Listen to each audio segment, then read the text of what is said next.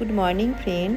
আজকে মনে হলো একটু কদবেল মাখা তৈরি করি আর তোমাদের কাছে সেটা শেয়ার করি। তার জন্য কদবেলটাকে আমি খুব ভালো করে ফাটিয়ে ভেতর থেকে শাঁসটাকে বের করে নিলাম। আর কদবেল সত্যি কথা বলতে গেলে সবারই খুব প্রিয়।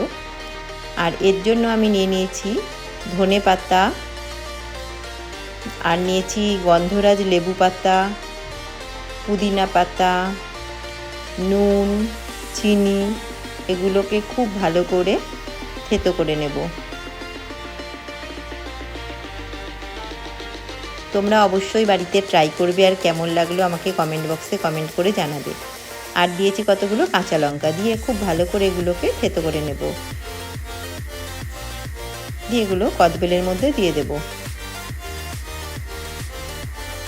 এবার আমি এই মশলাটাকে তৈরি করে নিয়েছি। গোটা জিরে, গোটা ধনে আর গোটা শুকনো লঙ্কা ভেজে নিয়ে ওটাকে গুঁড়িয়ে নিয়েছি, নিয়ে গুঁড়োটাকেও দিয়ে দিয়েছি। আর নুন চিনিটা স্বাদ মতো দেব, দিয়ে এটাকে খুব ভালো করে মেখে নেব। তা আমার রেডি হয়ে গেল প্রায় কদবেল মাখা। এই যে আমার কদবেল মাখা রেডি হয়ে গেল। ভালো লাগলে লাইক করবে, শেয়ার করবে।